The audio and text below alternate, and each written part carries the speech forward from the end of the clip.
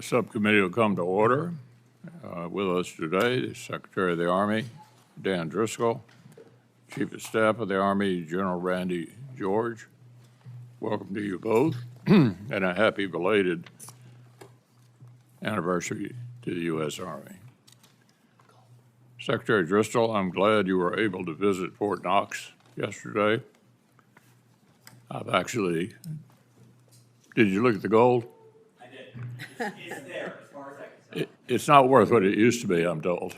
So the current estimate Anyway, I'm glad you were there yesterday. I'm sure you found far more important than the gold we were just discussing, the fine soldiers and civilians who serve there.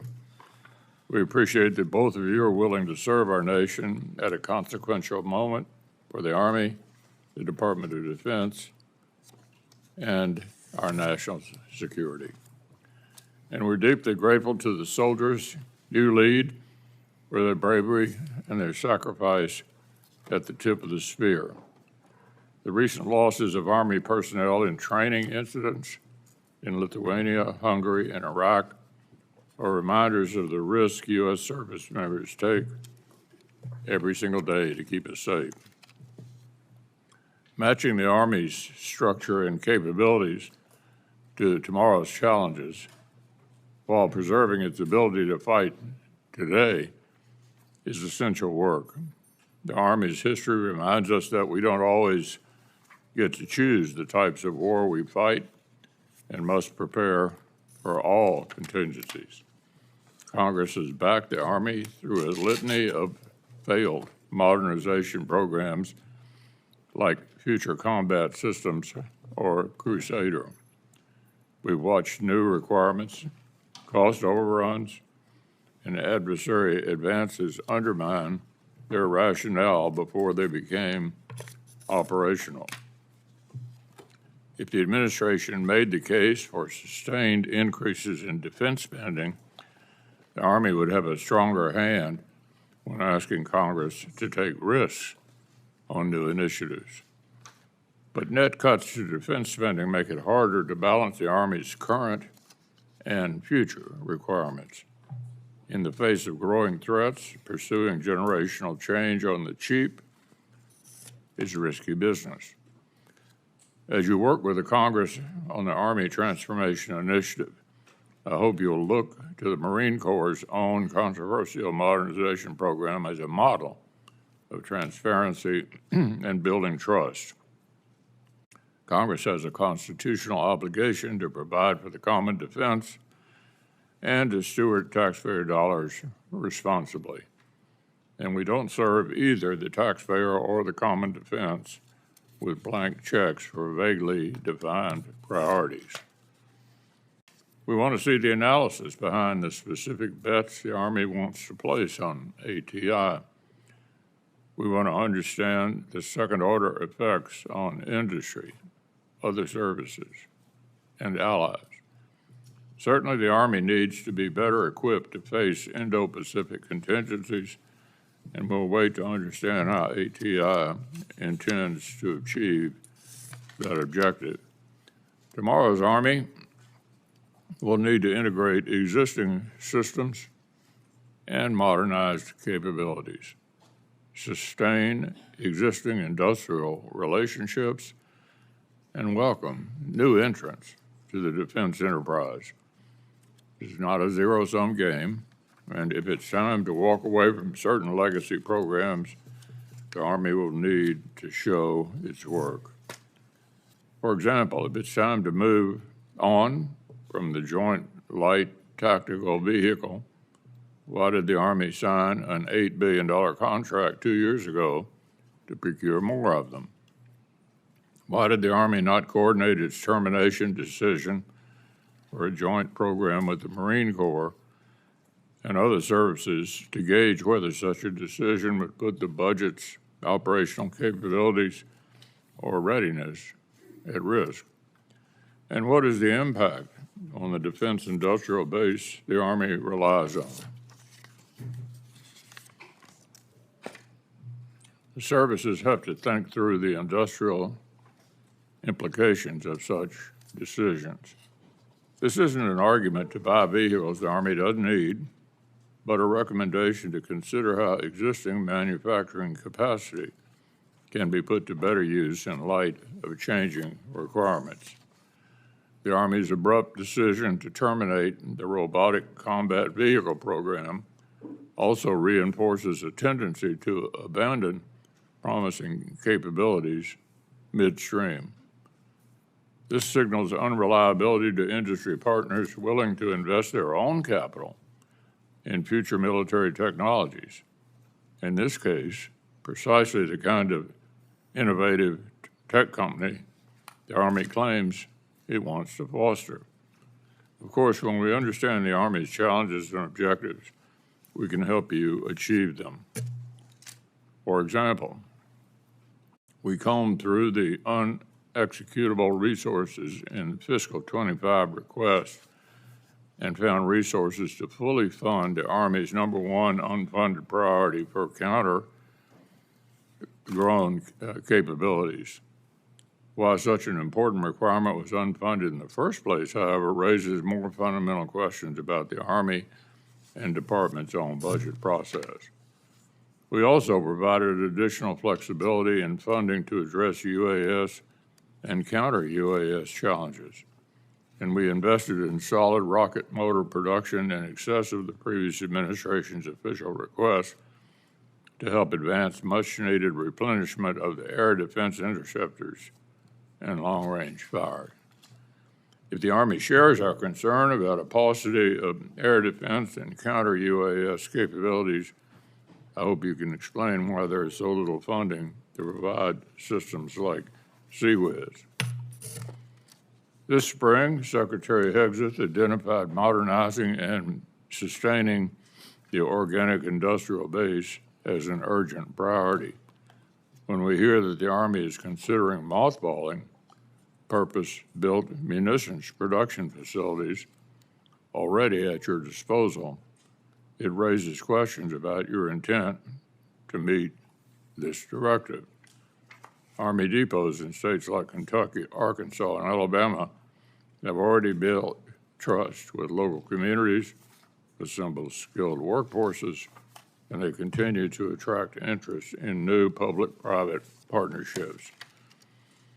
That would be a win-win for modernization. So I fail to see how cutting this essential existing capacity will help the Army reach the production levels needed to meet growing demands. I regret that the Army is being tasked with doing more with less, but it's increasingly likely that looming challenges will test us in multiple theaters simultaneously, that we don't have the magazine depth for today's fights, much less the capabilities we need for tomorrow's.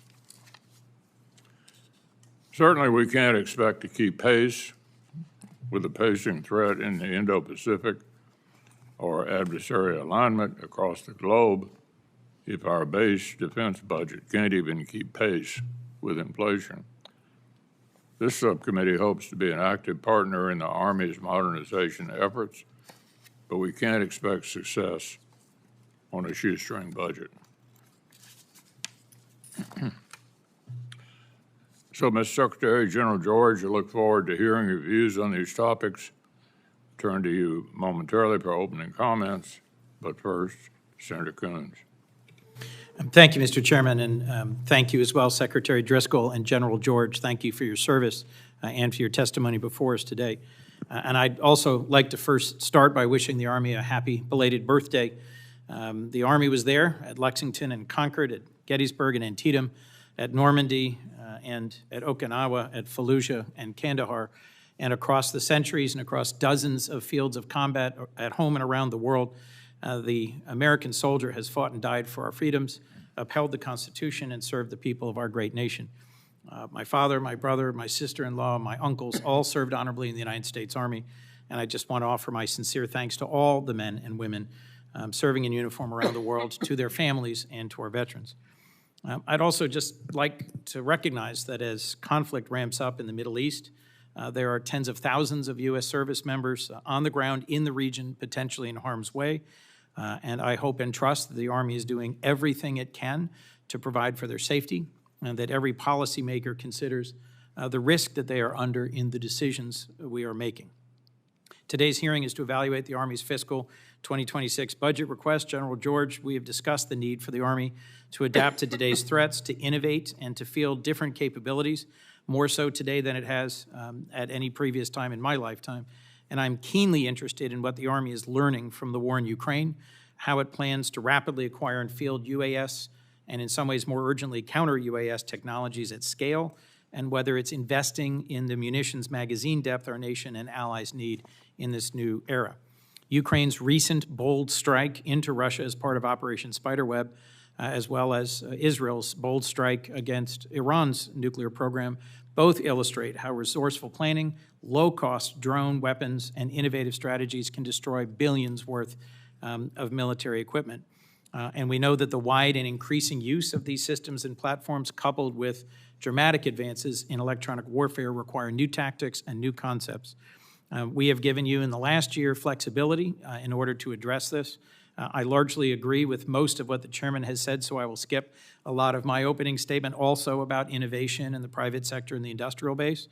But in my discussions with you and other senior military leaders, I've consistently emphasized the need for procurement and deployment to speed up in this era of innovation. The Army's Transformation Initiative is meant to offer a solution to these challenges, and it may. But this subcommittee does not yet have sufficient fulsome information from the Army in order to adequately make that assessment. My other core concern with the Army's budget is readiness. When the FY26 request, when you take out inflation and the pay raise, it's essentially flat from 24. You've taken deep cuts in your O&M accounts to pay for DHS tasks on the southwest border and in our cities, as well as overseas operations, typically funded in a supplemental. DOD claims the president's budget request pays you back, but I'm not convinced you will ever see this funding.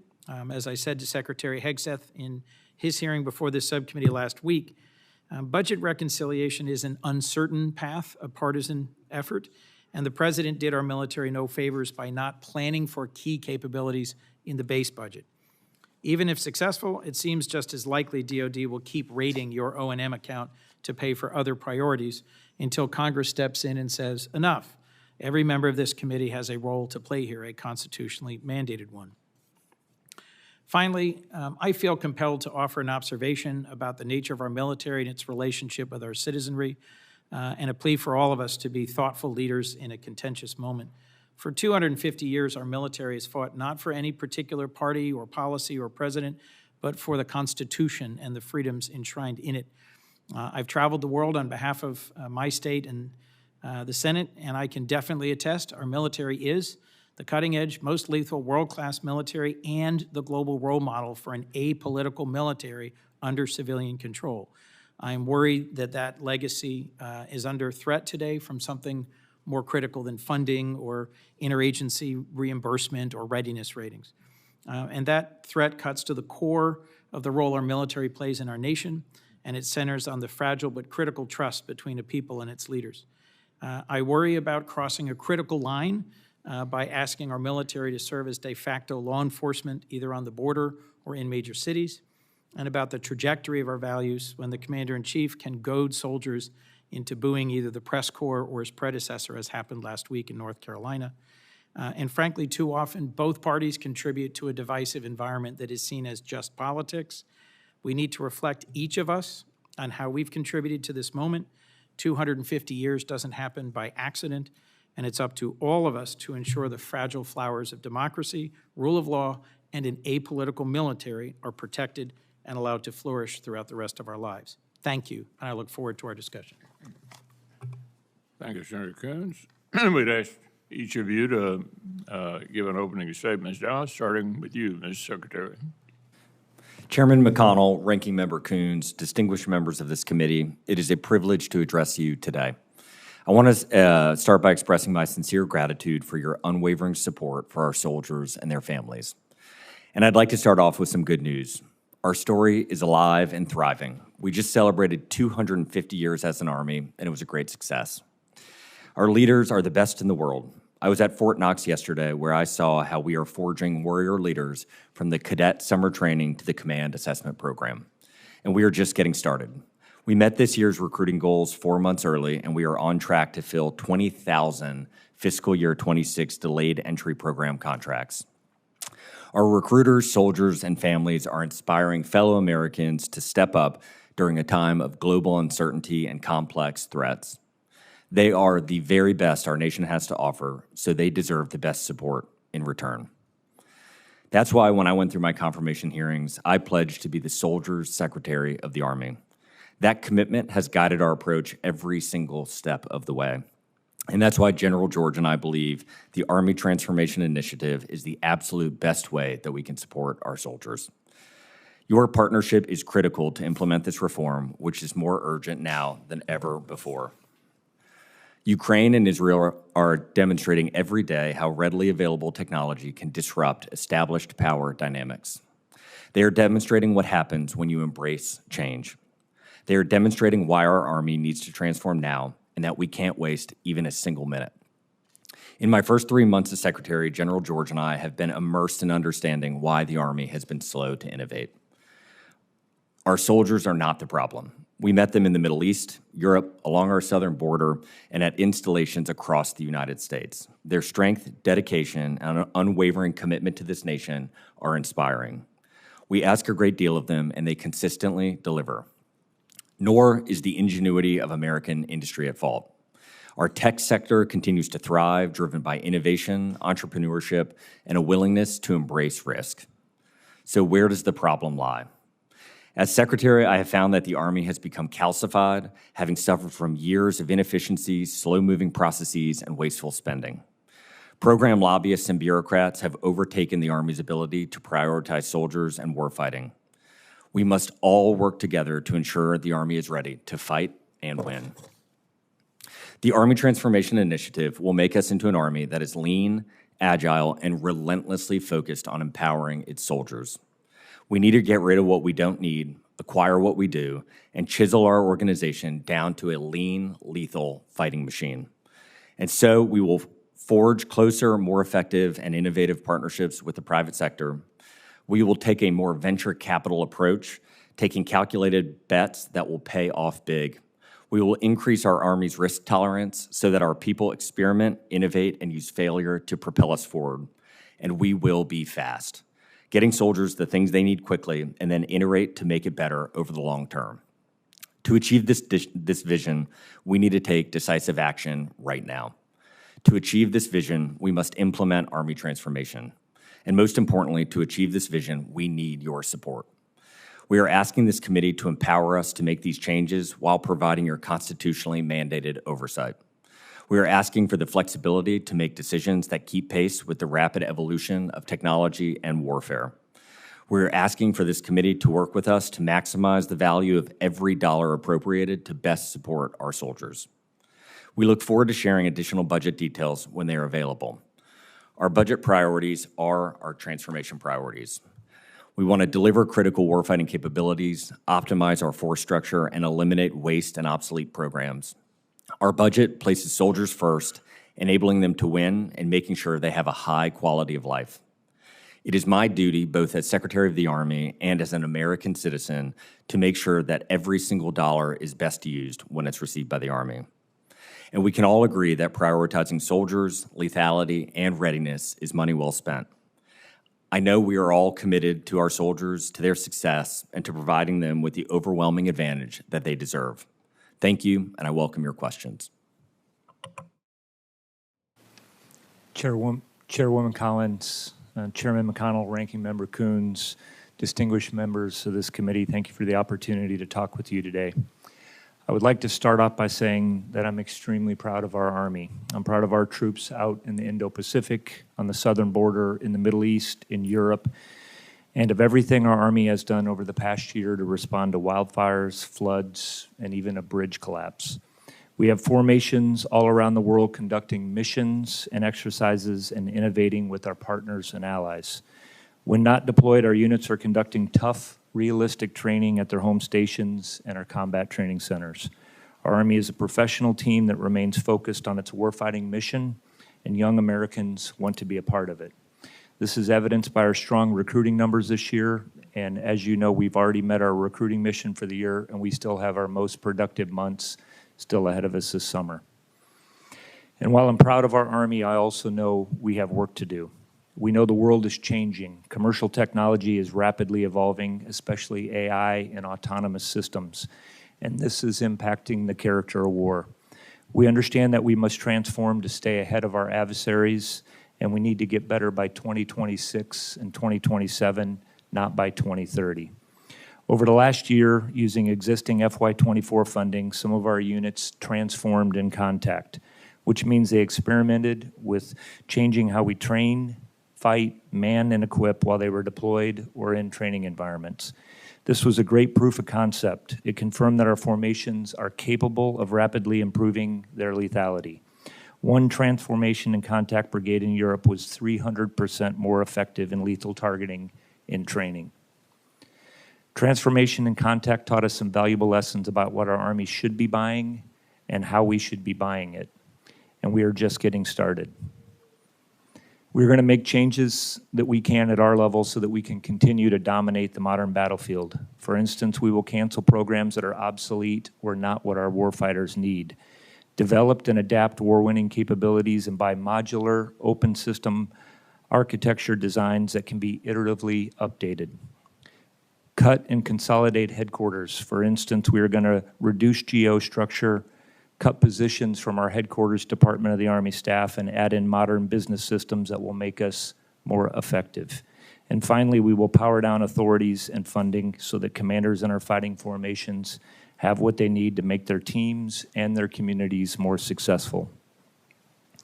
What I've learned from being in this seat is it is our job as leaders to do what we can with the budget that we have. I've been talking about the need for agile funding for UAS, counter-UAS, and EW. We need more flexibility in those areas. Technology is changing too rapidly. We've got to be able to buy capabilities rather than specific programs so that we can always get our warfighters the best available tech and equipment for the fight. This is where we could use Congress's help. As you saw this past weekend, we celebrated our Army's birthday. It was an honor to recognize American soldiers who have defended this great nation for the past 250 years. And our soldiers are ready today to defend the country. We will do our part to ensure that they have what they need to be successful in that enduring mission. Thank you for your support, and we look forward to your questions.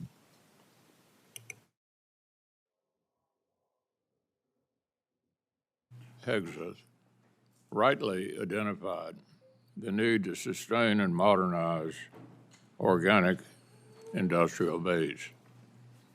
I was frustrated by the previous administration's slow pace in addressing obvious production shortfalls for critical munitions. So the department's renewed focus on this challenge is certainly welcome. This subcommittee has taken this issue seriously for some time and worked to prioritize modern production capabilities and encourage public-private partnerships at Army depots. So despite the identified need to expand and modernize production capacity within the Army's organic industrial base, I'm confused by reports that the Army is considering mothballing depots like Bluegrass, Pine Bluff, Anniston, and Red River. It strikes me as counterintuitive. So, Mr. Secretary and General, does the Army intend to shut down these facilities? If so, how is this consistent with the stated objective of sustaining and modernizing them? And if that remains the objective, what steps does the Army propose to best take advantage of the Army's organic industrial base? Chairman, I agree with you on the organic industrial base. I know we both agree with you on moving that forward. One of the decisions that we made, obviously, was at some of these places, do we continue to invest in doing things at these locations that we know we don't need? For example, areas where we know we are well beyond the max, or we're producing things maybe that we don't need for the modern battlefield. So that's what we are coming back to. I mean, I don't think anybody, we know we need to improve in this area. One of the areas that we have talked about as an example is being able to produce drones and being able to do that at scale and produce drone parts. I think you mentioned some of what we need to do as far as improving on our munitions and working that. So I know we need to work with the committee to come back and talk to you about those things. And I would just echo that the magazine depth that our Army has is low, and we acknowledge that the organic industrial base has got to be a component in maintaining that stability going forward. I think when we've looked at these couple of depots in particular, what we believe today is what we are making there now does not justify the cost. What we are not saying is that those depots don't have a role in the future, but the current things being manufactured there are duplicative and expensive. And so what we've directed the team to do is help us create a plan to actually take advantage of the resources that we have and be good custodians of the American taxpayers' dollars. All right, Ms. Secretary General, what lessons has the Army learned and applied from Ukraine and Israel about the future of warfare? How do these lessons inform the Army's modernization efforts and your preparations for an Indo-Pacific contingency? I can kick off and then hand it to my battle buddy. So I think that one of the first things we have learned is we have got to have a data layer that allows our soldiers to communicate across space and time. That data layer has to be synced with our things, like all of our equipment, and then our sensors, and it all has to be sharing information in near real time, because without that very basic data layer, anything like applying in generative AI and all of the things we could do for targeting, offensive and defensively, cannot occur. And so the fastest thing we are trying to move on is getting a data layer so that we can layer in a lot of these kind of digital advancements that are happening in Ukraine. And Chief, you want to take the last bit? Chairman, I could probably go on for this for quite some time, so I will just, and what we look at when we look at lessons learned, we talk about observed, because until we actually change what we're doing, we haven't learned them until we've actually changed our organization, change how we're operating, and that's what we're trying to do with transforming in contact. I think a big one is you can be seen anywhere on this planet, nowadays, and so signature is very important. So what we are doing to reduce our signature of our unit, it gets back to what the Secretary was talking about as far as what our command and control systems are, what kind of emissions we're putting out, how are we reducing the visible signature for those things. That's one big area, and that changes go across all of the warfighting functions. Just because of logistics, things like that are easy to, you're easy to spot. And so how we reduce our logistical tail, headquarters sizes, all of those things are going to be incredibly important. I think the biggest thing that we are trying to get after, and that's why we've asked about with Agile funding, is to be able, we know that with drones, countering drones and EW, it is moving very rapidly, 2 weeks, 3 weeks, a month. And, in those areas, I think producing anything that is a program or record probably is not going to maintain the pace of what we need to do. So we need to build modular open system architecture in all of these systems and then be able to adapt them. And that's what we're working to do in all three of those areas. But we are definitely paying attention to those. We have updates on those, I would say weekly, and we send those around to the Army. We are updating our combat training centers to make sure that we understand what it's like to fight in those environments the best we can, that we can produce stateside. And we are actually trying to also change at every one of our installations, the rules and regulations to make sure that we can fly drones and do the things that we need to do. We have to train in these environments too before we get ready to, deploy anywhere for our nation. Which leads me to finally ask, talking about training environment, what if the U.S. decided to cut off assistance and information sharing with Ukraine? Are you concerned that that would lose valuable insight into their operational experiences? And what message would that send to our allies in the Indo-Pacific? We are getting a lot of valuable information and trying to glean those lessons. I think that was your point, Chairman, that we are getting from them, with what we're doing with training. What if that stopped? I mean, I think that obviously getting that information is very valuable to us in what we're doing. I mean, we collect, I think we do a lot of things to collect and share lessons with our partners around the world. That is something that we have been doing and pretty consistent about. So, I mean, that all of that is helpful to build our formations. Anything to add, Mr. Secretary? I second what the General George said. Ukraine has been described as the Silicon Valley of warfare. The biggest lessons that are occurring in this transition and this inflection point, that how humans have conflict is changing right now in a way that it hasn't changed in a very long time. And the front line of that definitionally is Ukraine. And we are learning a lot as the United States Army from what's occurring there. Senator Coons. Thank you, Chairman. If I could, just a brief opening question for both of you. For the record, do you oppose a full-year continuing resolution for the Army in FY26? Mr. Secretary? I think the Army will operate under whatever constraints we are given. Does it disadvantage the Army to have to operate under a full-year CR, General? Does it disadvantage the Army to have to operate under a Yes, I full-year think CR? we'd want a budget. Thank you. I think so do all of us, but it's just helpful to have clarity on that. And I agree with the point just raised in the last question by the chairman that our partnership with Ukraine is absolutely critical. And I'll tell you from my last bipartisan trip, a CODEL with Senator Ricketts to Taiwan and the Philippines, our treaty ally and our partner are watching very closely whether our support for Ukraine is sustained in the face of aggression by Russia, and they will draw conclusions from whether or not we are a steadfast and reliable partner. Let me turn to my two core questions. I've had the tragic honor of attending many dignified transfers at Dover Air Force Base, General. I've seen you there as well. And I recall clearly 18 months ago, the transfer of the remains of the 3 Army reservists who were killed at Tower 22 in Jordan. They were killed by a very low-cost, low-tech, but lethal Iranian drone. We did not at that time have the counter-UAS systems to detect it, intercept it, and stop it.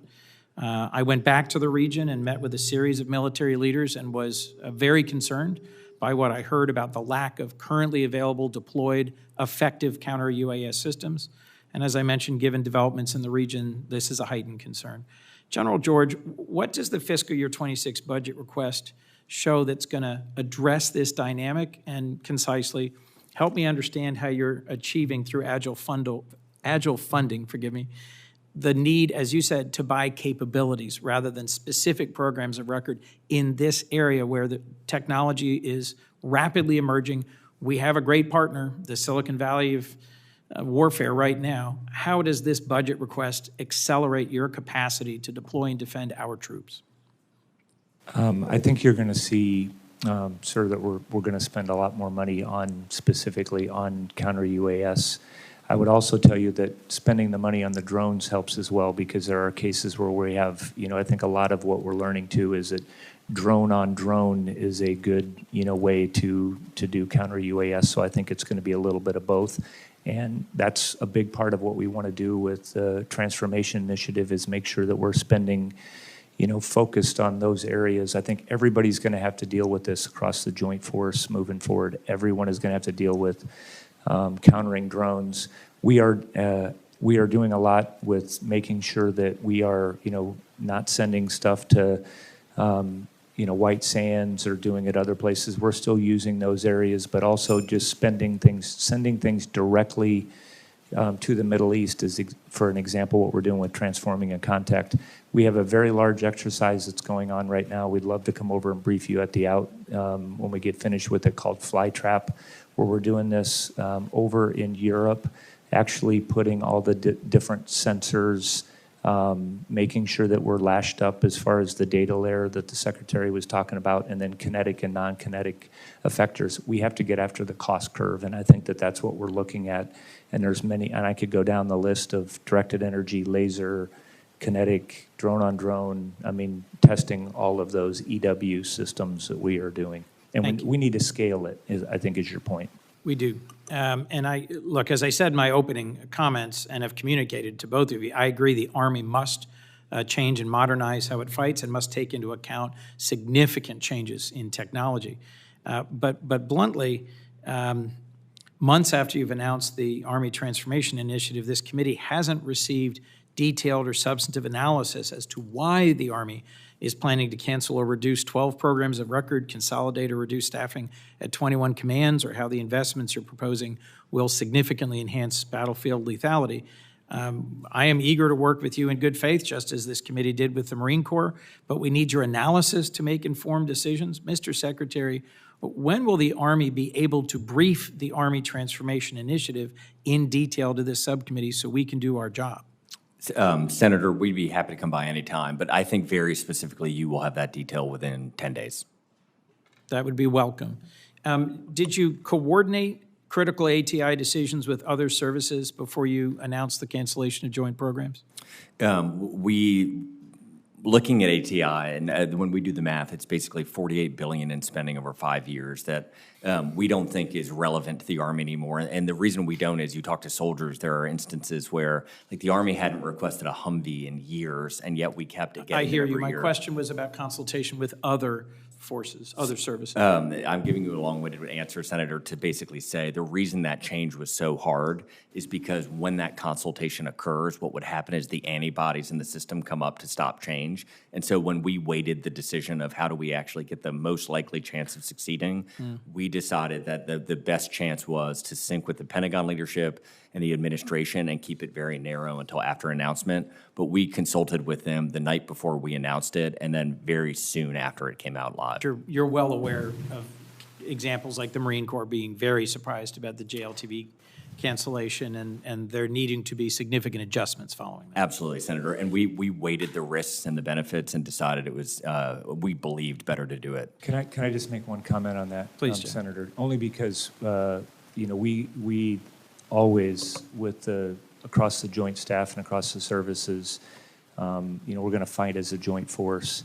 And we're looking at this, and, the Army fighting concept is part of the joint warfighting concept. So I will tell you that everything that we did, that we took in mind, was about how our Army is going to operate within the joint force and looking around. So again, in my view, what we're not doing is impacting anything. I think we're going to be much more lethal to provide for the joint force. There might be one example of a system, but overall we are going to be much better prepared for the future. I'm over time. A quick last question, General. Has the Army been directed by the Secretary of Defense to withdraw any Army echelon from Europe? Not that I'm aware of. Great. Thank you both. Thank you, Mr. Chairman. I apologize for going over time. Senator Collins. Thank you, Mr. Chairman. Secretary Driscoll, General George, welcome. We're glad to have you here today. The Army, I have always had a special appreciation for because my father was a World War II combat veteran who was wounded twice in the Battle of the Bulge. Recently, with some of my colleagues, I had the opportunity to attend the 80th commemoration of that historic battle. It was very moving. The Army's 250th birthday parade was also a cause for commemoration and celebration. And during that parade, there was the public unveiling of the Ripsaw robotic combat vehicle. This vehicle is built in Waterboro, Maine, by a very small, innovative, brilliant firm. The kind of company that we need more of in our industrial base so that we are not so dependent on just some prime contractors and a few smaller firms that are in the supply chain. It's more than a few, I realize, but we need more firms that are actually producing what the Army needs. It's very interesting to read a report on the Ripsaw vehicle. It is described by this reporter as signaling a clear step forward in the U.S. Army's path toward next-generation warfare dominated by robotic and unmanned systems. It goes on to say this vehicle is not only the product of innovation, but also a testament to mature program execution, combining robust industrial support with real-world deployment readiness. It is ideal for modern battlefields where surprise, speed, and stealth define success. So they go on to say that it marked a tangible shift in the Army's commitment to embracing unmanned ground combat capacities as a core component of future warfare. I've reviewed the classified assessments of robotic engagements, and I understand the threat landscape posed by drones and autonomous platforms. Yet the Army remains behind in fielding robotic and autonomous systems. And this is why we were so excited when the robotic combat vehicle was selected, when it won a down select over large primes, over other companies, because it is the one funded program that shows real promise, and it could have served as a foundation for future innovation, and it's ready to go today. Mr. Secretary, how does walking away from years of development specifically designed to integrate with other Army platforms put the Army on a credible path to innovation?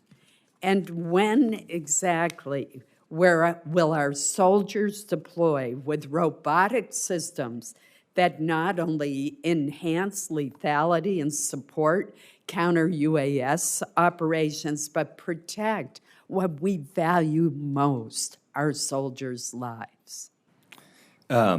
Senator, I believe, and I was writing the note to make sure, I think that How and How was acquired by Textron. And so before I make this comment, I want to disclaim. So we met with that leadership team to talk about this. And just from a high level, any business so far, or the vast majority that have reached out to us when a decision has caused them harm, we are trying to help them bridge to what the Army needs. And so I just very publicly want to state the defense industrial base is weak. We need to grow it, and we are trying to be thoughtful in this. Then specifically to your question, the robotic combat vehicle that was demonstrated in the parade is an incredible piece of engineering capability. The fundamental problem is what General George was referencing, the cost curve. So an $800 drone with a very cheap munition can take out a $3 million piece of equipment endlessly. And what we, the United States Army, have done very poorly in the last 30 or 40 years is we keep building exquisite pieces of equipment that we cannot, even as one of the wealthiest nations in the history of the world, sustain at scale. And so, unfortunately, what happened with the RCV is it is the classic case of the Army doing a very bad job to ourselves. We came out with too many requirements. It took too long. By the time it was built, it was too expensive. When we contrast that with the things that are working, as long as the vehicle or the tool or the asset can be driven by wire, there are a lot of software companies now that can basically take, like we had one take an existing Humvee, we had it take our infantry squad vehicle, and in 10 days they can make it autonomous.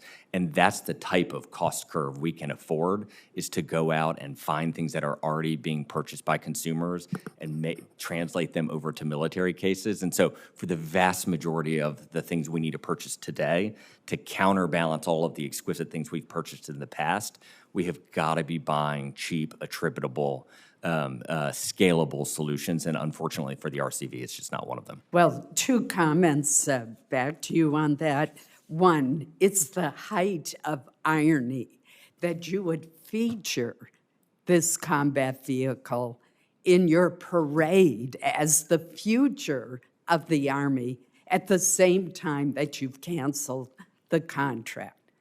the cancellation of a contract that was won over a lot of other competitors. Second, this is equipped with anti-drone technology. And third, drones are a threat to all sorts of vehicles.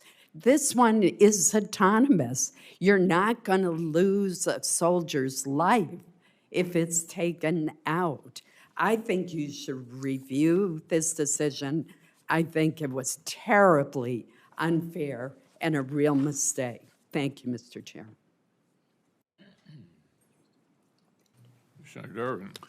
Thank you, Mr. Chairman, and thank you, Mr. Secretary and General George. Thank you for being here. It was a little over 75 years ago when President Harry Truman made the decision that the United States would be the first nation in the world to recognize the creation of Israel. It was a moment of great pride and one that has led to an alliance which endures to this day. And I want to ask you a question or two about that alliance. Currently, Israel is engaged in conflict in Gaza with Hamas, but more recently in Iran. And my question is, what is the role of the United States as this war unfolds between Israel and Iran? The reason I think the question is relevant is that there's been some inquiry of the White House of what the president has meant by recent statements when he's referred to we in reference to Israel's role there.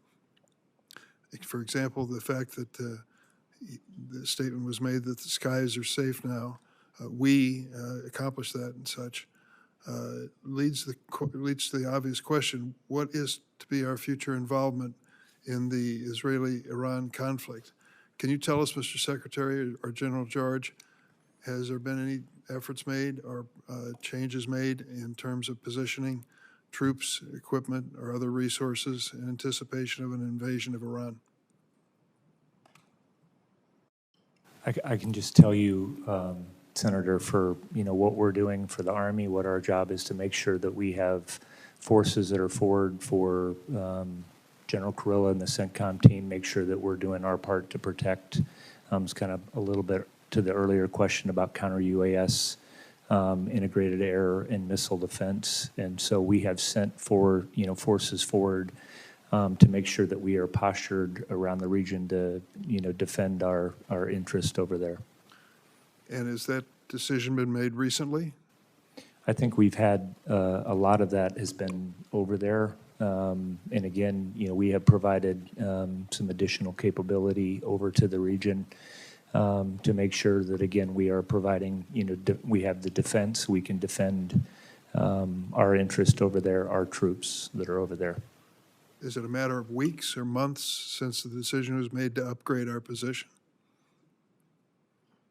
I think, Senator, we are constantly evaluating our position when we're, over in different locations. I mean, we have moved stuff around. Again, what our job is in the Army to make sure that we have, trained and ready forces, to make sure that we're providing them, forward, for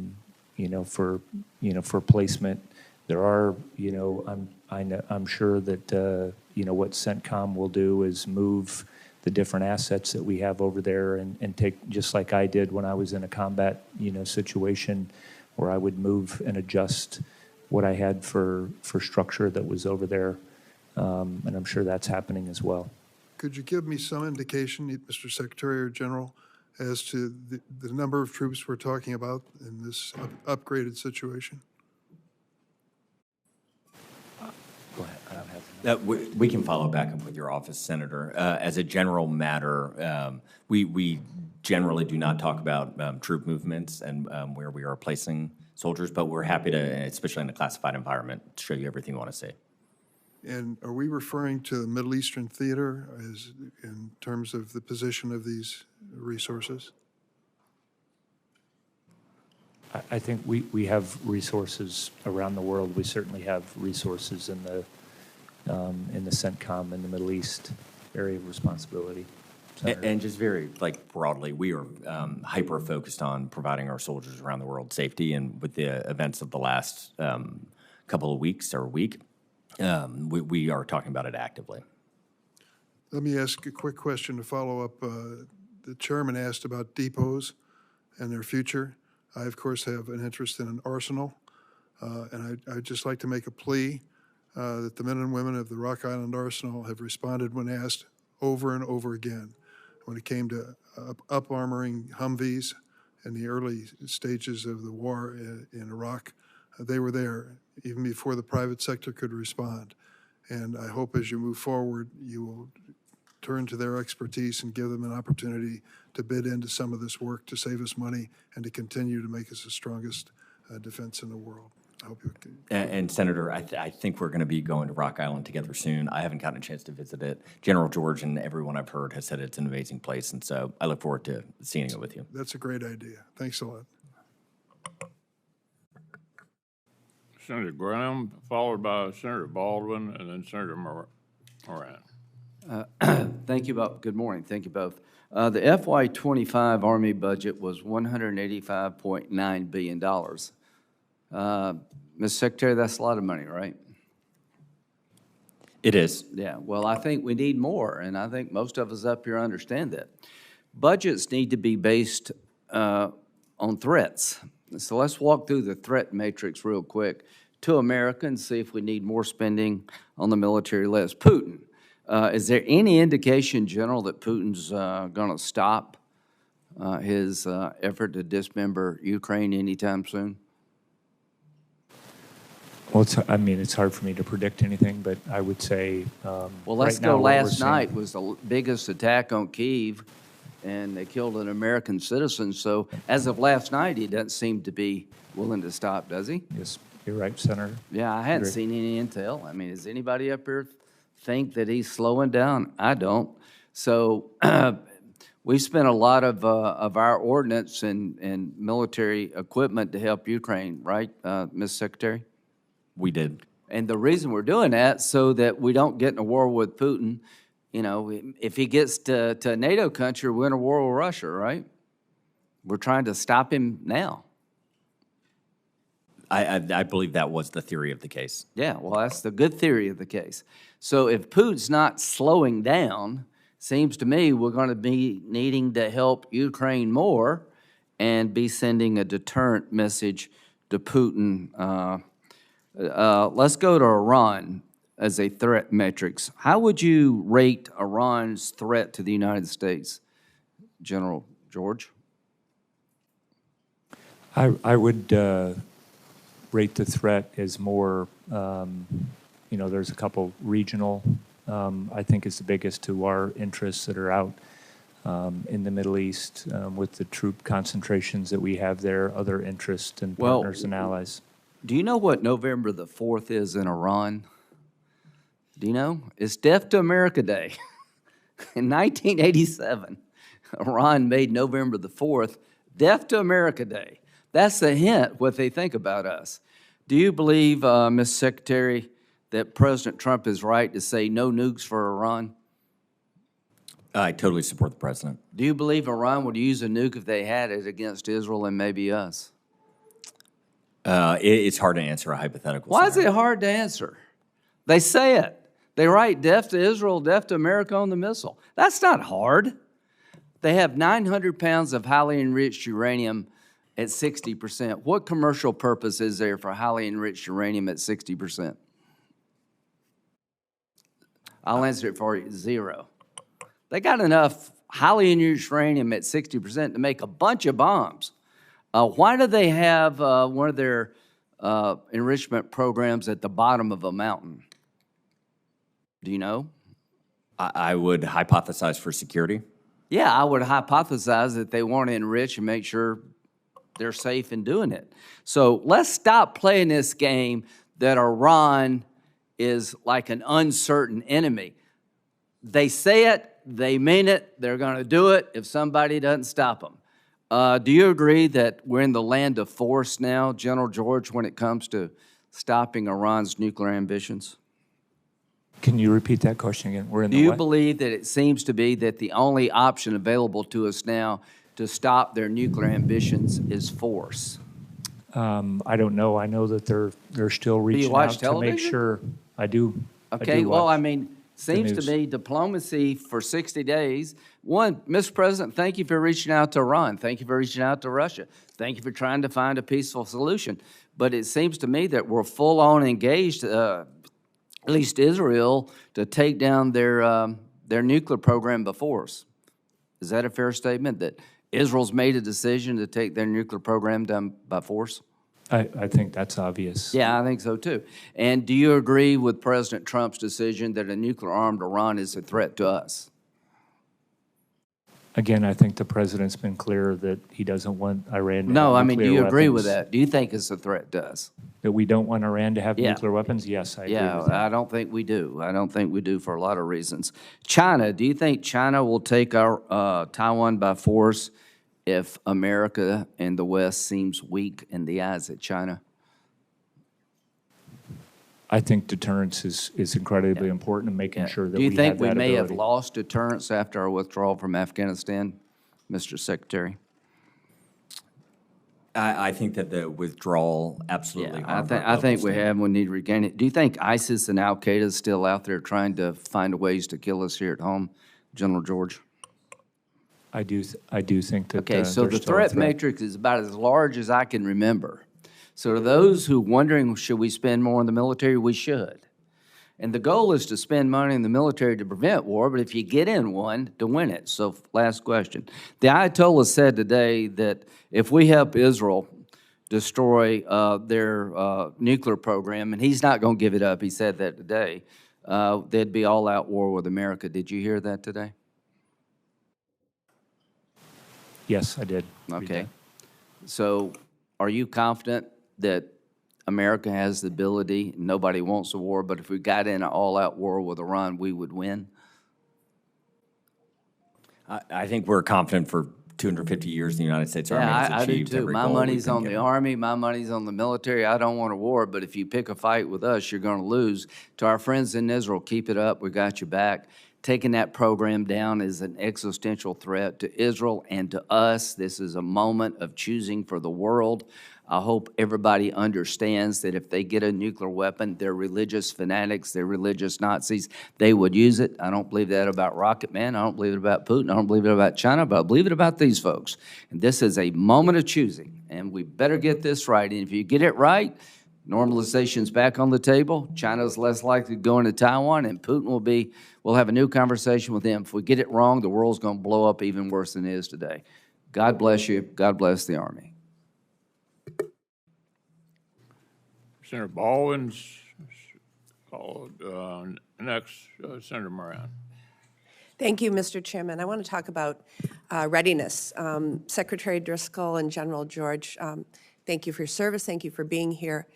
I want to make sure that you know about my priority of expanding healthcare options for Reserve and Guard members. The National Guard is seeing a tremendous uptick in mobilization rates, and improved access to health insurance would help support soldiers' medical readiness. I worked with the previous chief of the National Guard Bureau, General Hokanson, on developing a bill called the Health Care for Our Troops Act that would provide premium-free health insurance to all members of the reserve components. Will both of you commit to working with me on identifying ways to improve TRICARE access for Guard members and Reserve members? I would be honored to work with your office on that. Certainly we'll work with you, Senator. Thank you. Now, I think both of you would agree with me that in addition to soldier readiness, the readiness of the industrial base is essential to our national security. I want to thank you both for calling me back in April to share a broad outline of your plans for the Army Transformation Initiative. Secretary Driscoll, I am interested in hearing further details from you, as you've heard from my colleagues, about how this initiative and the subsequent cancellation of certain vehicle programs will impact our defense industrial base. Both the Humvee and JLTV platforms have an extensive networks of small businesses that supply components that ultimately land in these vehicles. So, Mr. Secretary, in your assessment, how will the supply base respond to the cancellations of these programs, and how do you plan to preserve supplier capacity? Very sincerely, Senator. General George and I are incredibly optimistic that Army Transformation Initiative will be a renaissance for small and medium-sized businesses, not just on the coast and in Silicon Valley and the tech companies, but throughout the heartlands. And if you can make something that the Army needs, and we need a lot in this inflection point in warfare, we are gapped in a lot of spaces. If you can make things that we need, what we are trying to do is close the loop on being able to purchase those things more quickly so that these small and medium businesses and the large ones too that make investments can get rewarded for those investments. I think the way that we are viewing these cuts for the Humvee and the JLTV that you referenced is we have to do it for our soldiers. I mean, we just are over-indexed on these types of vehicles that just do not provide the mobility and the empower our soldiers to be lethal in all of the environments we need to be. They're too heavy, they're too slow, and we have too many of them.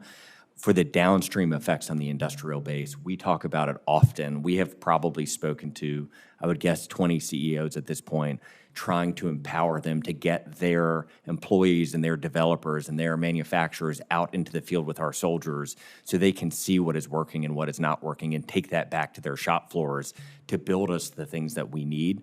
And so what you are referencing, I think, is probably one of the challenges of our lifetime. We're short on munitions. We're short on our anti-drone capabilities. We're short on a lot of things. What we're not short on is American pride, patriotism, and innovation. And what we are desperately trying to do as quickly as possible is empower those great Americans. So in Wisconsin, we probably have 40 or more suppliers to the two canceled programs, and I very much worry about their health. But I do have another question that I want to slip in here.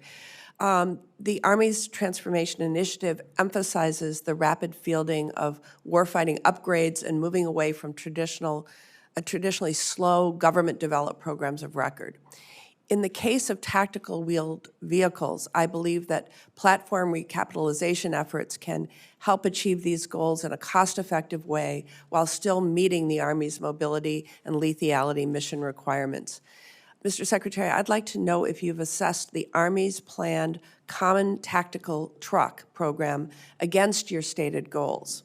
Additionally, have you evaluated whether a more straightforward recapitalization of the family of heavy tactical wheeled vehicles would be a better way to accelerate technology enhancements to troops, save money, and avoid creating a new program with new maintenance challenges?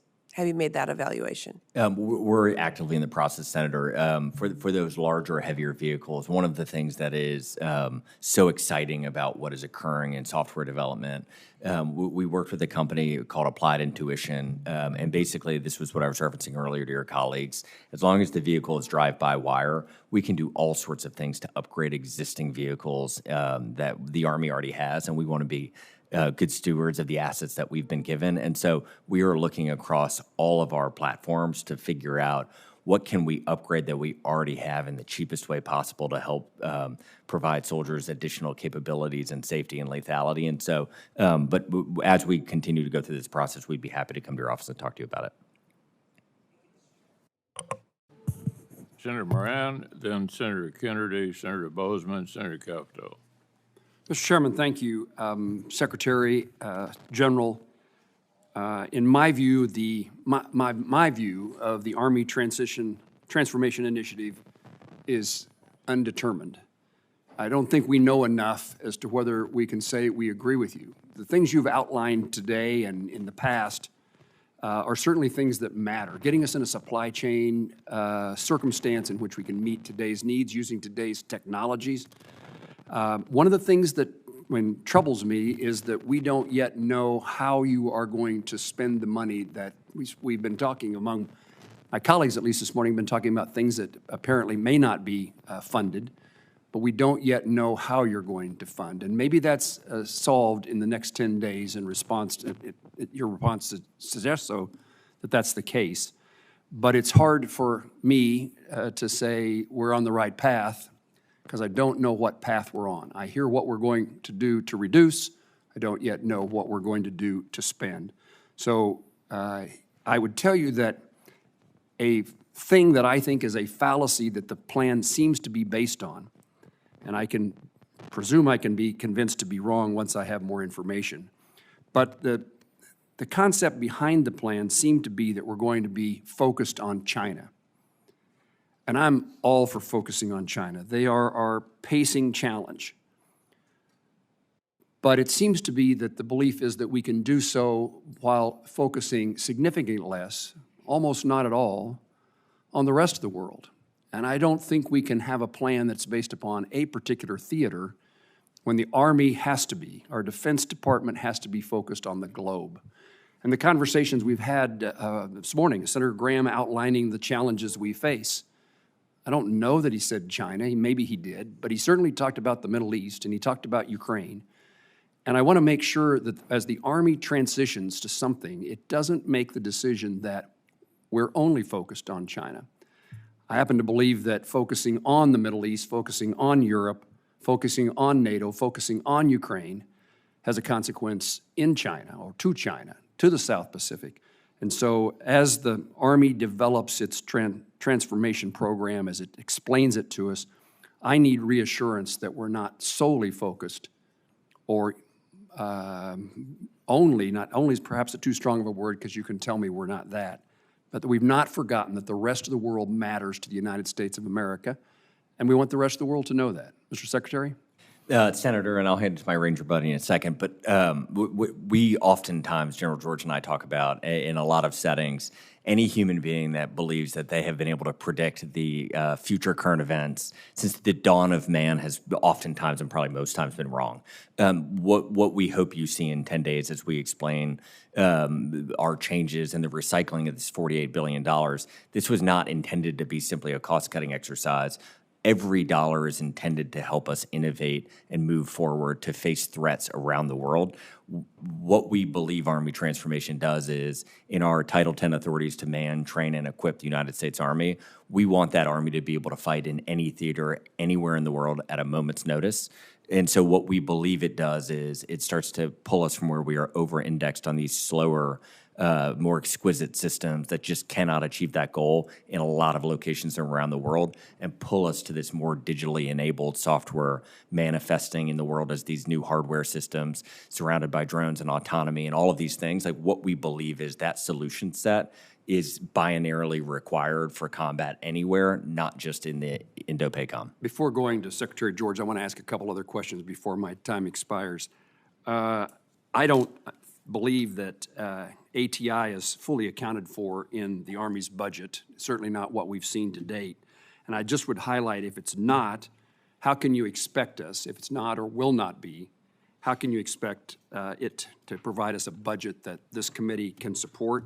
And if it does, everything that I see appears to be a flat request for funding and not a growth. And I don't think we can transform the Army without additional resources. And more importantly, I don't think our country is safe without additional resources. I want to highlight, and I visited briefly with both of you, Secretary Driscoll, I was with you at Huntsville. We talked about FLORA and its advancing production so that there's not a gap of several years between prototyping and in production. And General George, I talked to you about this in Kansas, and it seems to me that you're on the path of trying to accomplish that goal, but I can't find any place in which money is designated to fund production during that gap, neither in the reconciliation language or in the budget details that the few details that we've seen to date. Can you assure me that someplace in that budget or in that request are those dollars? You should see in the budget when you get the details soon. Okay. And I want to thank you, Secretary, for your efforts and my consistent effort to try to get people hired, the Army Corps of Engineers at an Army Corps of Engineer lake in Kansas. I thank you for your attention to this detail, and I look forward to some good news at which the Army Corps of Engineers has actually hired someone now that you have lifted the hiring freeze. So thank you. And in that regard, I'm planning to introduce legislation that would expand the use of IGSAs, local and state governments, to conduct business for construction and engineering with entities, private entities that are outside the Army Corps of Engineers. This bill would expand the kind of funds which can be used in inter-support agreements, enable the Army to utilize construction options aside from the Army Corps of Engineers, saving time and money. And when this legislation is introduced, I'd like for you to see it and hopefully have your support. We've seen this in few instances in the country in which we can save money and time by dealing with a local entity rather than the Army Corps of Engineers to engineer these projects. Mr. Secretary? We'd love to look at that and work with your office on it. Thank you, sir. General? I wanted to go back to your point on, what we're doing for transformation. What we had in mind from the beginning, and I mentioned the Army warfighting concept, is that we would actually look at how, I think what we're talking about, being more mobile, lower signature, increasing the number of drones, counter UAS, EW, all the things that we're seeing on the modern battlefield are going to work everywhere around the globe, and that's really what we're focused on. Same with other kind of systems, and we're also trying to bring, just like you mentioned, the MV-75, and bring some of these other systems, bring them forward, because we know that they're going to increase our lethality on the battlefield, and that's really where we're focused. My encouragement would be that the Army needs to talk about its global responsibilities, not just its concern in the Pacific. Thank you.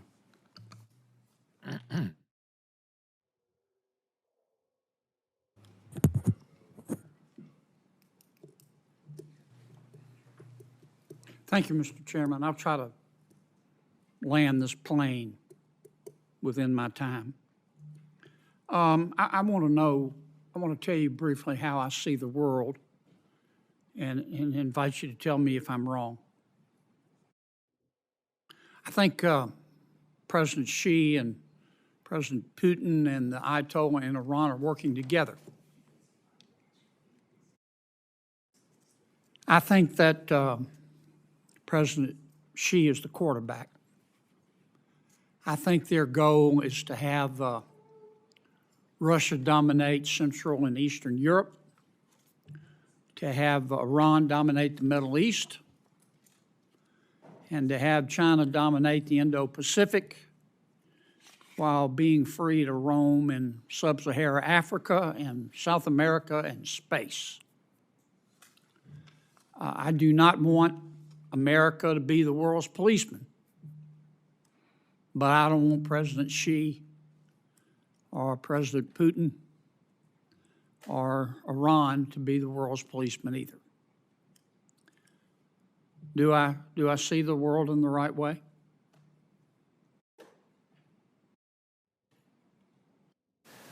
I would tell you, Senator, that we are seeing them. I don't know specifically what their ambitions are, but we do see them working together and doing some of those things against our interest. General, I need you to, both of you fine gentlemen, look us in the eye and tell us what you think.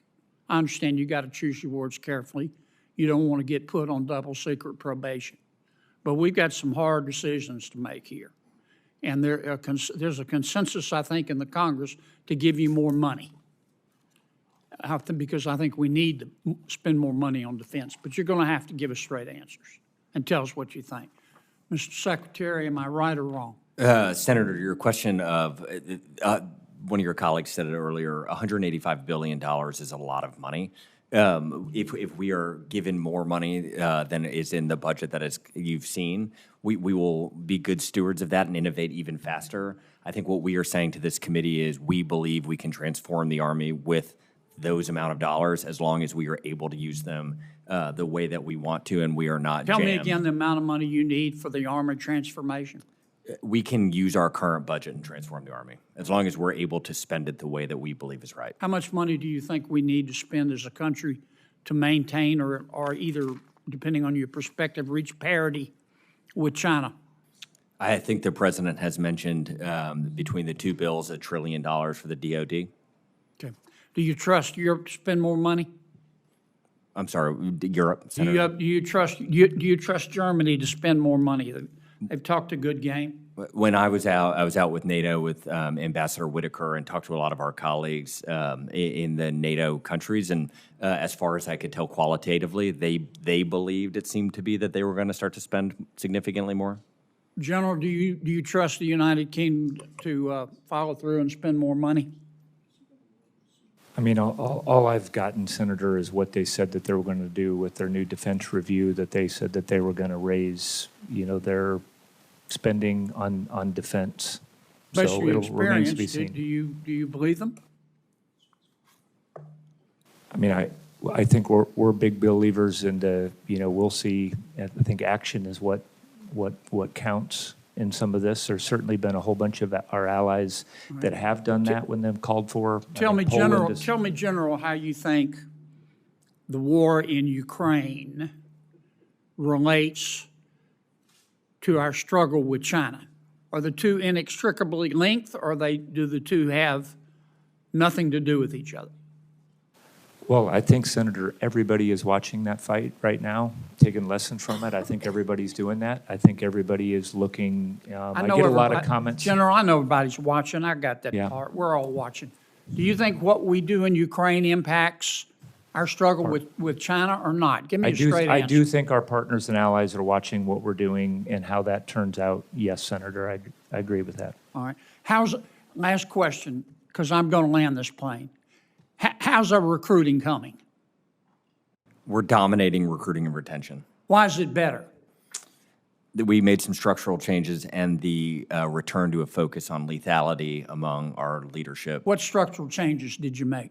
We created a future soldiers prep program that gets soldiers or future soldiers who are right on the edge and helps get them a little bit more training before they join. And then there were problems with when we transitioned over to digital medical records. We were catching things when kids were younger, and we didn't have in place the mechanisms to get those waivers, and we have improved there dramatically. Thank you, gentlemen. Thank you, Mr. Chairman.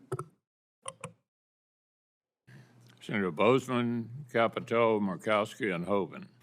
Thank you, Mr. Chairman. On Sunday, I saw the clip on television about the Army Museum's new thing regarding the Revolution. And so we went out on Sunday afternoon. It's excellent, and congratulations. It is really wonderful. And I was telling a group yesterday in Milcon that it's not just about the Army. It's just about the soldiers that started, the country, and then that same spirit has lived on till now.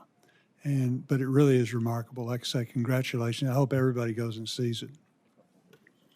I've really enjoyed visiting with you all about the ATI. I share your concerns, again, with modernization. I also share Senator McConnell's concerns and Senator Collins and others here. In fact, many in Congress about what he stated with the loss of the organic industrial base.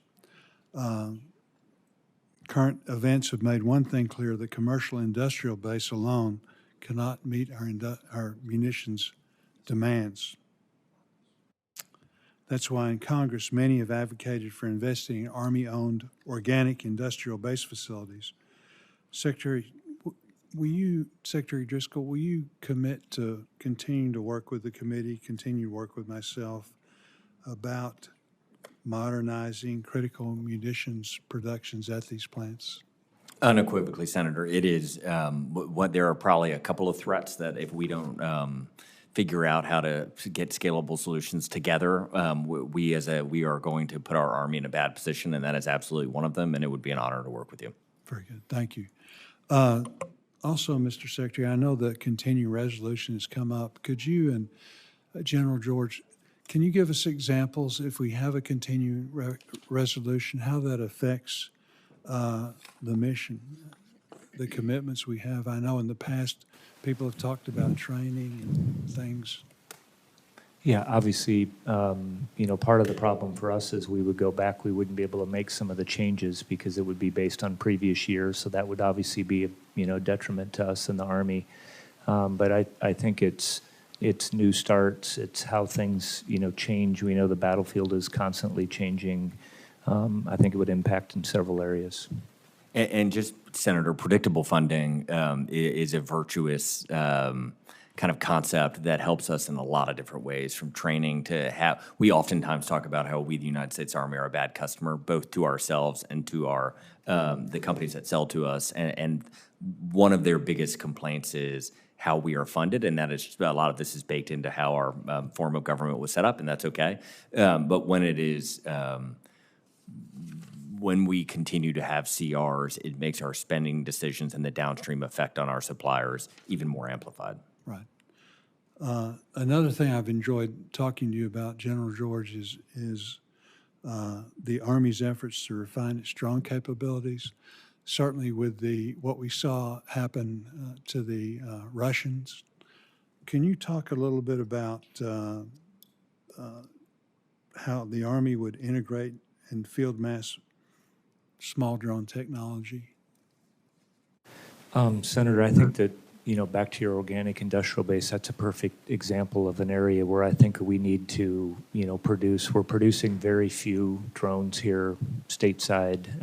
Even companies like Walmart using them, Right. in Most of them are parts Chinese made. that I think that we need to, have here in our organic industrial base. And there's a lot of things that we can do that we are doing as far as 3D printing and innovating at the edge, but that's certainly one area where there's an intersection where I think we need to improve on, and we're working with you all to do that. Thank you. We appreciate your all service. Thank you, Mr. Chairman. Senator Capito. Thank you, Mr. Chairman. Thank the ranking member, and thank you both for being here. It's good to see both of you again. Since we've been talking about the industrial base, we know that the rates of firing munition expenditures we're seeing are quite high. As you know, West Virginia is the home to Allegheny Ballistics Laboratory, where we're making, by the end of 26, we should be able to deliver 10,000 Gimler rocket motors. This site currently has, this is a different question than what Senator Bozeman said, because this is a private entity that has manufactured there for years.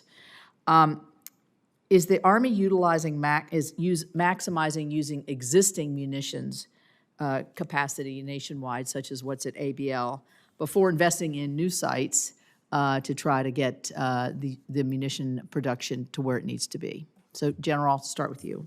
Yeah, I think I would say both, Senator. I think what we're trying to do, and this is one of the things that we talk a lot about that we want to improve, is our magazine depth, and I think it's going to take a little bit of both. We're obviously looking on, what we would do inside the industrial base, how we would help very specific things that could that go into producing these missiles. So that is a big focus of ours where we want to spend money on. I will tell you that as far as I'm aware of, we are going to capacity. So we are funding the capacity where we can do these kinds of things that you're talking about, like Gimlers and these other things that we know that we need. And we would certainly welcome more capacity on that. Right. Mr. Secretary, do you have a comment on that? I would just echo everything he's saying. I think we as a nation need to focus on this. We need to do it organically and inorganically with outside partners, and we should be investing in both because redundancy in this space matters. Contested logistics, we haven't faced them as a nation at scale, especially in our own home in CONUS, in a very long time. And there are benefits to having us manage that as a nation through government-owned manufacturing facilities, but those will almost always definitionally be slowed down by bureaucracy, be more expensive, and they are helpful, but they should be balanced out by private partners who can just innovate a lot faster. Can I give you just a quick example? Yes, please. Senator, 155, which I think there was just something out, we're up to $1 million a month. That is a combination, or $1 million rounds a year. That's a combination of what we're doing in our organic industrial base, what we're doing with private industry to help. So I think that, again, to do that, we're going to have to get both of those moving. Yeah, well, I would suggest what the Secretary is saying in terms of speed and deliverables.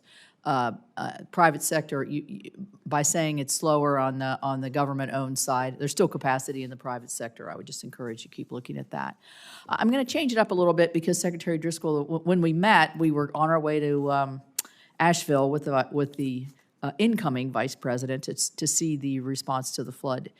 We just had a flood in West Virginia that just this morning, 8 lives now have been lost in that flood. the Army National Guard is absolutely critical in the response to these kinds of disasters that we all have in our states. In your budget, you have cut the Army National Guard below 2025 levels.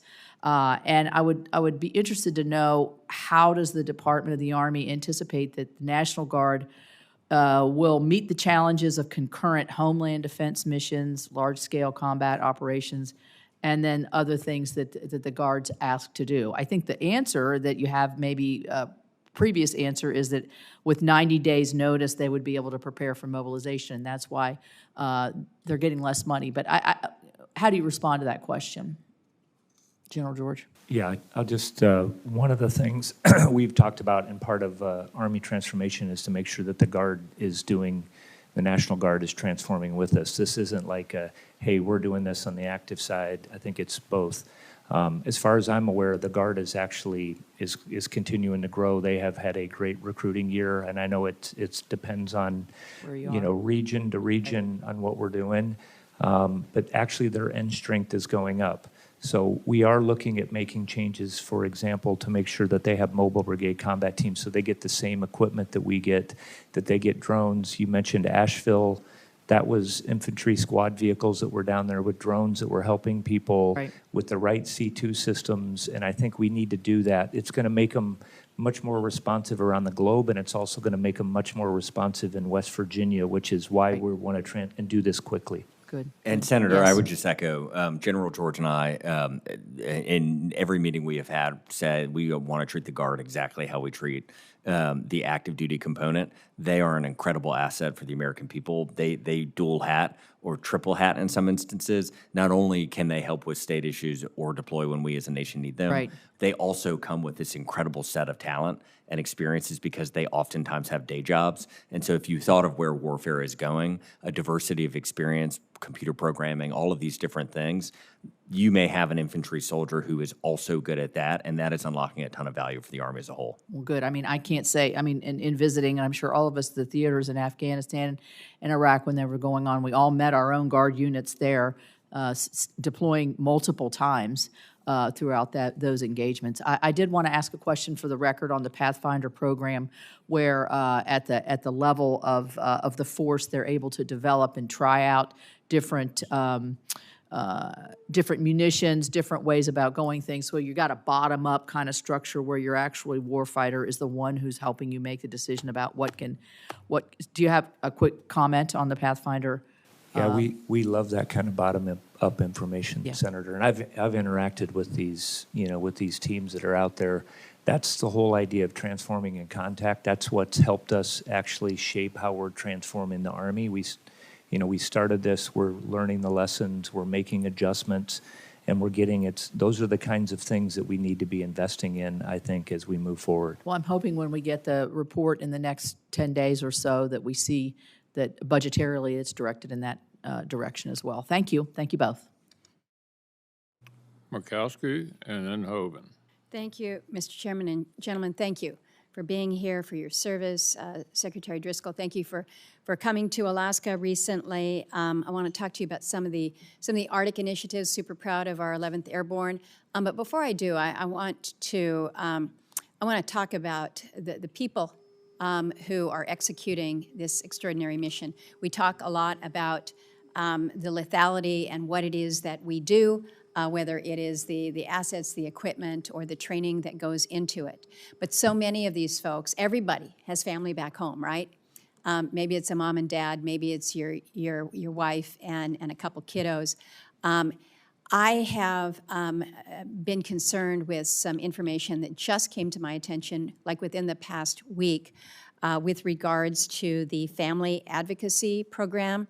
This is responsible for the prevention, the identification, and coordinated response to whether it's child abuse, neglect, domestic or intimate partner violence. These are things that we don't want to acknowledge go on within our military, because we want to think that everybody's just okay and everybody's holding together, but our military are just reflections of what happens in the general society out there. And so there are problems, there are issues, and we need to be there for those families. I learned that Fort Wainwright has lost all of its family advocates.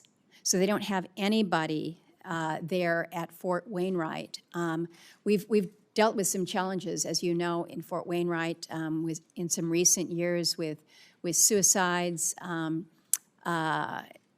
We want to think that we're getting a handle on some of these, but these kinds of supports are so critically important because it's not only those within our military, but they're working closely with other partners in the community. The community itself doesn't have the resources to help stand this up. So I know that what we've heard is some have accepted the voluntary early retirement or the separation buyout, but I'm worried that with the current hiring freeze, we may have some really critical positions that are not in the news until something bad happens. So I would just ask for your commitment, Secretary Driscoll, that you can look at support for family advocacy programs, make sure that we're not leaving our military families without this support, and maybe even exempt the program positions from the hiring freeze if you're seeing that that's part of the challenge. Can you speak to that? So, Senator, we will follow up with your office on this. Just to qualitatively just say, what General George and I are not trying to do in anything is, when we say show our math for these cuts, we also mean show the math or acknowledge the warts and the issues that our soldiers have. For the Army's 250th birthday this past weekend, General George hosted us, and I had probably 18 guys who I had deployed with came in for it. I hadn't seen a bunch of them in 15, 16, 17 years, and it was amazing hearing their stories, but also their tragedies that service has cost, and we need to acknowledge that. And so very sincerely between the two of us, we want to work with the Army's leadership who also cares to fix these things. And then just to the waiver authority, for the United States Army, I get a weekly report of waiver requests. As far as I know, we have always approved waivers for this type of position. And so we will look, but we will double down on our commitment to make sure we're not accidentally blocking anybody from being hired. I appreciate that greatly. Can I just add Yes. one thing, Senator? General. We use Alaska as a perfect example, very tight-knit group. People that are up there love it up there, but it has different needs. And so that's the other thing that we're trying to do is look at areas very specifically, what they need up there in Alaska. So I just throw that on because, we put a lot of energy in making sure it's a different environment in mostly positive ways, but making sure that we're also reinforcing it that way as well. Well, thank you for that, General. And you've kind of teed into my next question, which is a focus on the Arctic. As I mentioned, the 11th Airborne designated as an Arctic division. General McConnell had said, he says, I expect every soldier of the division to be masters of their craft or Arctic warfare. What we continue to hear back is that we haven't clearly defined what Arctic capable really means and whether or not they are properly resourced or equipped for Arctic warfare. And we can cite to some of the equipment, the cold weather all-terrain vehicles. We don't know that we've got enough Black Hawks to move them, but some of it is just basic outfitting with cold temperature and Arctic protection systems.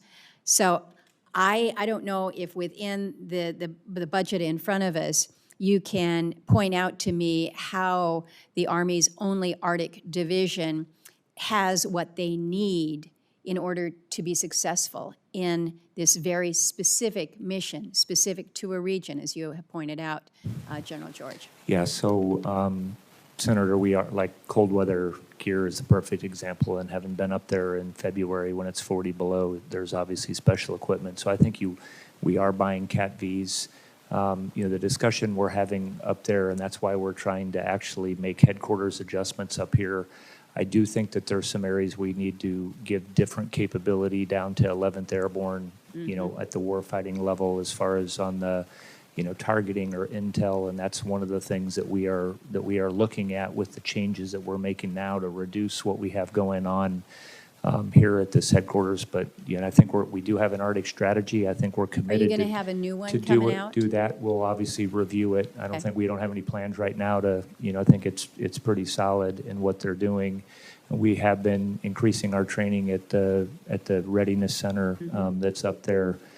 So we'll continue to do that. And then we're looking at what we would do for whatever kind of additional equipment. Those soldiers also, they're very tough, hard. They do well deploying anywhere in the world. You know, what additional equipment do we need to have for them if they're going to go fulfill other missions, which we need them to be able to do? To the earlier questions, we don't predict where bad things happen.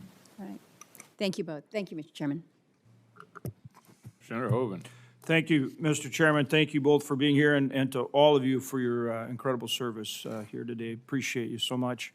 Mr. Secretary, I was governor before I came to the Senate, and any governor will tell you, and probably has, that the Guard, National Guard, is a Swiss Army knife. I mean, for all things military, when you need them, when we need them, but whether it's supporting law enforcement, whether it's any kind of flood, fire, you name it.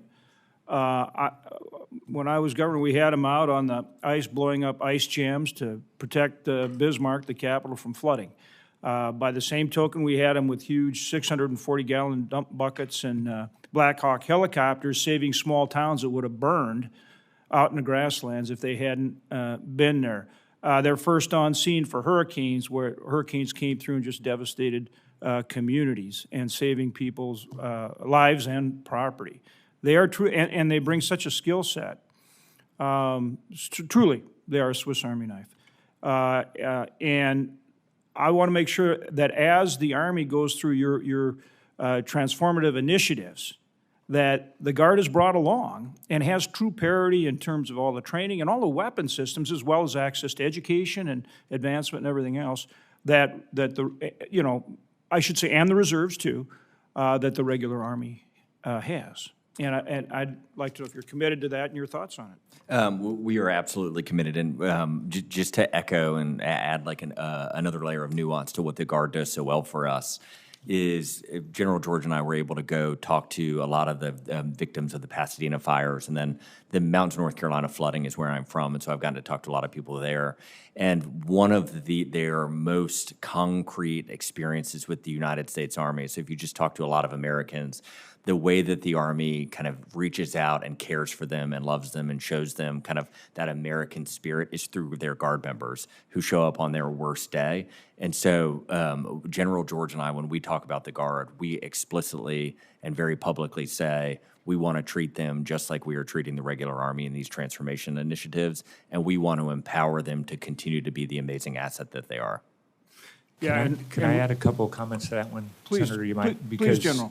I had, met with almost all of the tags before we made, brought them in, told them the changes we were going to make. There will be several of the brigade combat teams, so we're moving from infantry brigade combat team to mobile brigade combat teams. We want to do that as fast as we can in the Guard.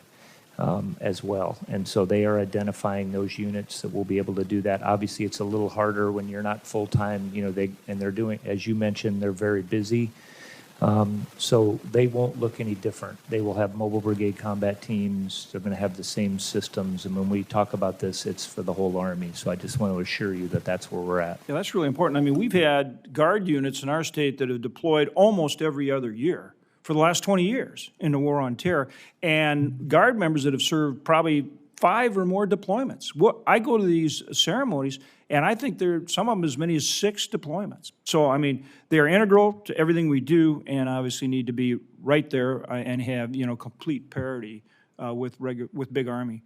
The other thing I want to bring up is drones. In North Dakota, we actually have 2 Air Force bases. One is the only dual nuclear base in the country where we have B-52 bombers and also the ICBMs. And so we watched with, frankly, amazement when Ukraine took out bombers across Russia with these drones. And we've got a very real problem in this country, a vulnerability on our base. You've seen the stuff on Langley with the drones going over there. But it's really something we've got to address across country, both drone in terms, and I know you've been asked this question about, bringing drones into unmanned aircraft into the Army in terms of an offensive capability. We've seen the importance of that, whether it's the Middle East or Ukraine, Russia, or whatever. But counter drone is a huge, huge issue, and we're not we're not prepared. Our bases are vulnerable. I'm talking about in CONUS now, more so probably even than overseas, because overseas we shoot them down. What are you doing to get on top? At Grand Forks, we do a lot of drone and counter drone, and we'd love to get you out there sometime. What are you doing on this? And what do you need on counter drone, protecting our bases? I would agree with you, Senator. We have to move quickly on this. One of the things that we have submitted up, a lot of times we don't own the airspace around that. So this is an issue with FAA, FCC. So we have submitted, for like 130I, that hasn't been updated in a while. I think we need to do that. It gets back to how we buy things. I think we need to be a little bit more agile in the systems we're buying. A lot of the, how we're going to operate the non-kinetic solutions, we've been trying to rapidly evolve those. But I agree with you that we need to go quicker, put solutions out there, and start working together. I mean, it's not just our problem too. It's going to be a problem for police, fire, everybody really with large gatherings. I think drones are now inside of our communities, and we're going to have to focus on this. Well, if there's legislation that would help you, I'd sure like to get it from you. And I would just echo, Senator, in all of our meetings, we've tried to stress this. This is the threat of our lifetime. What General George was saying, this will impact local law enforcement. It will impact our border, CONUS, OCONUS, our bases around the world. We have got to all work together to fix this right now, because Operation Spider's Web, I mean, the cost to Ukraine was tens of thousands of dollars, and the damage done was $8 to $10 billion, and that, we need to be ready. And finally, I'd just like to thank you for the incredible job that our administration and our military is doing in terms of supporting Israel and taking out an existential threat that is the nuclear program that Iran has. Thank you for the incredible job that you're doing. You can't overstate how incredibly important it is. Thank you. Similarly, for years, we've watched the